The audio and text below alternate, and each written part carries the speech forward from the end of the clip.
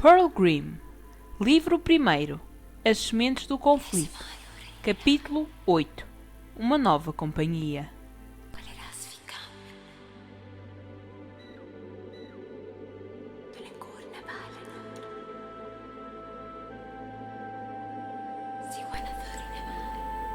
Os primeiros raios de sol de uma manhã que prometeria ser repleta de claridade rasgavam fendas na tenda e deixavam a sua luminosidade raiar dentro da pequena habitação improvisada. O habitante da tenda, que até ao momento parecera dormir um sono profundo merecido após vários dias de viagem, estrebuchava em cima do colchão de penas onde pernoitara e colocava uma mão à frente dos seus olhos de forma a tapar a fulminante luz solar. Depois, paulatinamente, descerrou as suas pálpebras e então os seus olhos claros viram a luz do dia entrar na tenda pela pequena fenda que existia na entrada. Então, o humanoide saltou do seu leito improvisado e colocou uma madeixa dos seus longos cabelos brancos para trás da orelha direita, tendo de seguida procedido a bocejar e a espreguiçar-se. Ainda sentia no ar abafado da tenda o odor a cera derretida que resultara de uma vela que acendera na noite passada. Estranhamente, aquela fragrância tornava ainda mais quente o ar quase irrespirável daquela pequena habitação fabricada em lona castanha. Por mais viagens que fizera àquela zona, nunca se habituara ao clima seco que raiava quase a aridez de um deserto quente. Preferia, indubitavelmente, a umidade do seu lar, o frio ocidental. Talvez este também se identificasse mais com o seu estado de espírito. Passados alguns minutos, decidiu-se a sair da tenda já vestido com uma couraça. Observou o que o rodeava. Um vasto acampamento protegido somente por uma paliçada de madeira e umas cabanas em cima de árvores que serviam de torres de defesa. Várias outras tendas, todas de lona, mas de tons diversos, espalhavam-se pelo local e vários outros dos seus almagos já se encontravam dispersos, uns vestidos somente com túnicas, outros de armadura arroxeada. Tinham vindo todos para proteger o que lhes era comum, a sua terra, as suas florestas. Tinham vindo todos para morrer pela pátria. Isso não aquecia nem arrefecia o coração do Senapoá, que se limitava a observar neutralmente os seus compatriotas armados para a sua derradeira batalha, considerando que a proteção de Jinglebreast e de Forlor era um dever e que, por isso, era um dado adquirido para qualquer Senapoá que se prezasse. Depois de respirar fundo e, pelo primeiro dia em vários dias de viagem, não sentir o habitual cheiro a pinheiro fresco, o filho da floresta caminhou em direção a uma tenda que se encontrava não a muitos metros da sua. 10 outros Senapoá formavam um círculo e bebiam um néctar especial de cálices feitos de madeira, sendo que as serpentes se sentavam todas elas no chão, excetuando uma que, encostada ao tronco de um carvalho, parecia manter uma conversa acesa com os outros seus compatriotas. Quando o ser de longos cabelos brancos se aproximou do pequeno grupo, todos os Senapoá se levantaram e anuíram com a cabeça à sua passagem, murmurando em baixo tom: "Meu general?" Apesar de ter também o general anuído em resposta aos seus súbditos, este dirigiu-se especialmente ao que se encontrava encostado ao tronco. Este imitou os demais. "Meu general?" "Vá", disse o Senapoá de cabelos brancos e olhos claros. "Que os bons olhos da floresta te vejam neste dia." "Que o mesmo aconteça consigo, meu general", respondeu o outro, curvando-se ligeiramente. "Que planos para hoje, general Jared?" "Nada convosco, meus companheiros", informou Jared, dirigindo-se agora a todo o grupo. "Pretendo reunir-me hoje com Chevalier, o nosso prefeito. Devemos discutir as estratégias a tomar para a batalha que se avizinha e decidir o posto de comando de cada um dos generais aqui presentes. Faremos isso, está claro, na presença dos mesmos. Alguém viu o Chevalier?" "Sim, meu general", confirmou Voix.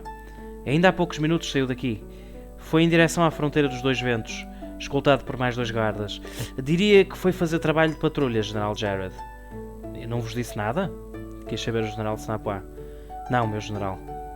Jared olhou para o horizonte, colocou as mãos na cintura e falou neutralmente: "Muito bem.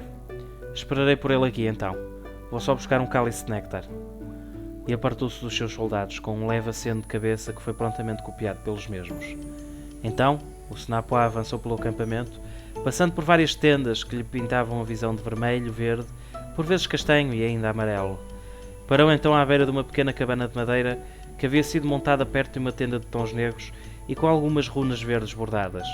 Ao lado da mesma estava espetada uma lança de madeira na terra seca e, por sua vez, no topo do estandarte, a heráldica de Forlashmitz, uma região no norte de Jinglebreast, uma das mais odiosas da raça Senapoá. Uma montanha verde, onde repousavam 2 serpentes da mesma cor, estava bordada sobre uma bandeira negra que dançava ao sabor do suave vento de Forlor. Os mais frios dos filhos da floresta, era certo, mas os melhores produtores de nectírios. A bebida de tons amarelados típica dos bosques de Napa e muito apreciadas por visitantes estrangeiros. Era composta por um néctar extraído de um tipo único de girassol que apenas crescia em Forlaschmitz na época da primavera. Desde que descobriria as suas propriedades únicas, Valhalla Arcana, uma das primeiras princesas da chamada Cidade da Colina ou Cidade da Flor Dourada, fora a primeira a tornar aquele néctar numa refrescante bebida e no refresco predileto dos Snapua. Desde então, em todas as celebrações e acampamentos de guerra, somente quando agentes de Forlaschmidt estavam presentes é que seria possível beber um bom Nectirius. Jared pediu um cálice antipático a Snapua de longos cabelos loiros que servia ao balcão da cabana. Depois de ser servido, agradeceu, deu um golo do seu néctar e voltou-se para ser presenteado com uma inesperada e, de certa forma, irritante surpresa. Bom dia, tio Jared! Cumprimentaram Sunis e Lunis, os dois petizes filhos da floresta que Chevalier lhes apresentara na véspera. Então, os gêmeos abraçaram o general pela cintura, local onde os seus braços chegaram, e este lamentou-se a bufar e revirou os olhos aborrecidamente. Então, Chevalier encontrava-se escoltado por dois Snapua que envergaram as suas típicas armaduras rocheadas, juntamente com os seus elmos encimados por uma serpente de ferro e armados com duas lâminas cerradas, guardadas nas suas respectivas bainhas. O veterano de guerra, por sua vez, envergava somente a armadura da mesma cor e agachara-se lentamente. À sua frente estava um homem de joelhos. A sua forma arredondada, os seus olhos castanhos, o seu cabelo curto negro e a sua tez morena faziam dele um lenhador. Este, trêmulo, com a face enfiada no meio das mãos, parecia pedir misericórdia. Chevalier falou na sua voz rouca. Deixem-nos. Os guardas, então, afastaram-se do seu prefeito e dirigiram-se para trás de uns arbustos a alguns metros dali. Depois de confirmar com os seus ouvidos que os passos dos seus soldados já não se haviam à distância, o ancião semi-humano colocou uma mão no ombro do lenhador e falou num tom um pouco caloroso. Levanta-te. O homem obedeceu e, ainda tremendo da cabeça aos pés, falou gaguejando. Por favor, poupa-me. Chevalier olhou em seu redor, confirmando a ausência dos dois soldados que haviam o acompanhado até aquele local na fronteira de Forlor. Relaxa, não te matarei, lenhador, sossegou o veterano de guerra, lançando um último olhar aos distantes arbustos. Depois de alguns segundos em que o humano se baixou para beijar a mão esquerda do prefeito do Pilar da Criação, em gesto de agradecimento, este último afastou os lábios do homem e proferiu. Não gosto destas coisas. Se me querias agradecer, bastava tê-lo dito. Agora, foste burro em teres vindo partir lenha para Forlor. Imagina que não era eu que te apanhava aqui, mas um Snapua que te levasse a Morana ou a Jared. Ficavas sem pescoço, seu... Mas a bondade do velho não permitiu que este insultasse o pobre Campónio Grothiano, que apanhara a cortar madeira de um pinheiro bravo havia poucos instantes. O lenhador, por sua vez, quis questionar o seu salvador. Se me permite a pergunta, por que me salvou em vez de me fazer aquilo que se faz habitualmente aos lenhadores grothianos? Chevalier suspirou e falou agora num tom mais quente de alma. Porque não vejo sentido nenhum em matar um homem que cumpre as ordens de um outro superior ou que tenta ganhar o seu pão. Se este é o teu ganha-pão... É sim, milord, afirmou o Grothiano submisso. Vendo a minha lenha para o fabrico de arcos, flechas e lanças em Beer, milord. Aqui em Forlor não há milords, anunciou o semi-humano, sorrindo devido à ingenuidade que um camponês habitualmente tinha no tratamento de um senhor feudal. E parece-me honroso o teu trabalho. E por que não cortas árvores no teu país, lenhador? Porque a terra que trabalho, meu senhor, é pertença de um nobre da casa Lear. Milord Gorbach não me deixa cortar árvores da sua honra e por isso tive que percorrer todo o caminho até aqui, pois eu vendo madeira de pinheiro bravo, o que é incomum antes de chegar a Forlor. Tive sorte em não ter sido morto pelo caminho, mas parece-me que também não havia muitas patrulhas neste local. Pois não, disse Chevalier. Os guerreiros Snapua estão todos aqui prontos para a guerra.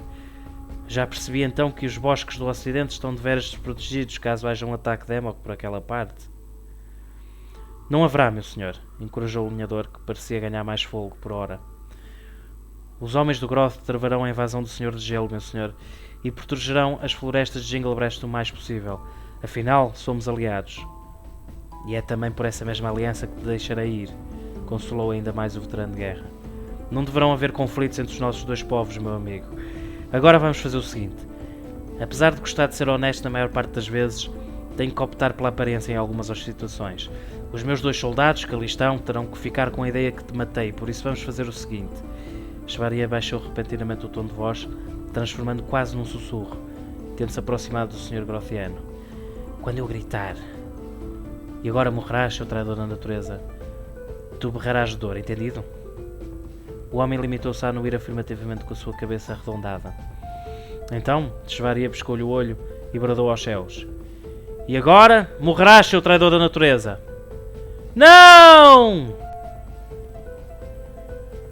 Então, o perfeito pilar da criação voltou a sussurrar e fez um gesto com a mão direita ao alinhador. Agora vai-te embora, foge daqui, amigo. O homem voltou a agradecer-lhe e, correndo desenfreadamente, desapareceu do campo visual de Chevalier. Este sorriu e voltou-se, dirigindo-se aos arbustos. Quando passou para o outro lado dos mesmos, fitou os seus 2 soldados e disse num tom frio. Já está, vamos? Ambos os guardas assentiram positivamente com a cabeça.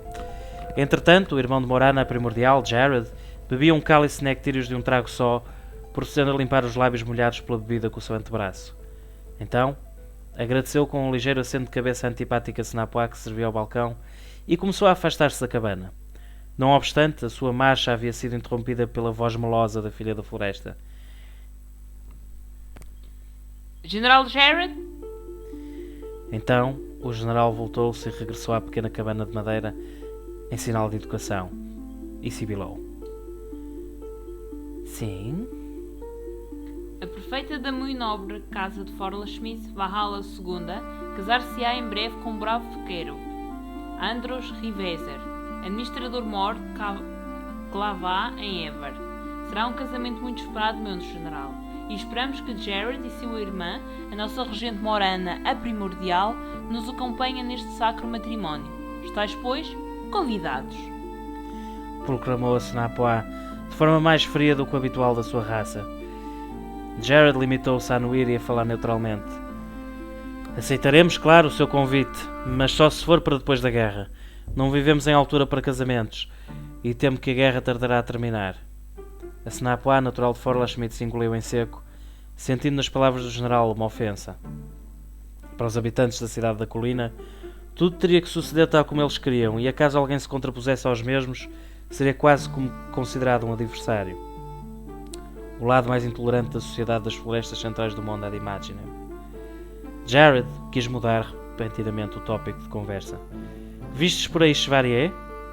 A megera limitou-se a inclinar a sua cabeça em direção ao horizonte. Ao voltar-se, Jared reparou que o velho guerreiro se aproximava daquele local, escoltado por mais 2 Snapoá. Este, fazendo-lhes um gesto com a mão, viu-se livre deles e aproximou-se do irmão da regente, sorrindo-lhe e abraçando-o. Jared ainda se sentia constrangido com aquelas carícias de amigo do veterano de guerra.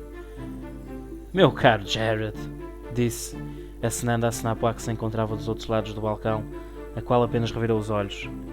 Bons olhos te vejam em mais um dia. Bons dias para ti também, Chevalier, cumprimentou o filho da floresta, tentando sorrir. Era a ti mesmo que procurava. E para quê, meu velho amigo? Questionou o semi-humano, fazendo um gesto e lançando um sorriso a Snapoá de Forla-Schmidt, pedindo-lhe um cálice de nectírios. Bem, a batalha aproxima-se, comentou Jared seriamente. Tempos de violência vão preencher estes campos, amigo, e tempos de violência precisam igualmente de organização. Proponho que esta noite formemos assembleia na tua tenda de forma a eleger os comandantes para esta defesa e as principais táticas a tomar. Parece-me bem, disse o velho, franzindo as sobrancelhas e recebendo o seu cálice, sorrindo novamente a Snapoá.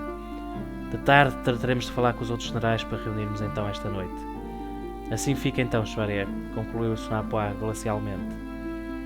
Então, durante alguns minutos, ficaram os 2 amigos de longa data olhando para o horizonte e observando os outros fiéis companheiros que iriam partilhar a sua força com eles. E no meio do silêncio, um sorriso do velho trouxe novamente som à atmosfera silenciosa. Sabes, Jared, gosto da tua companhia por aqui. É uma nova companhia.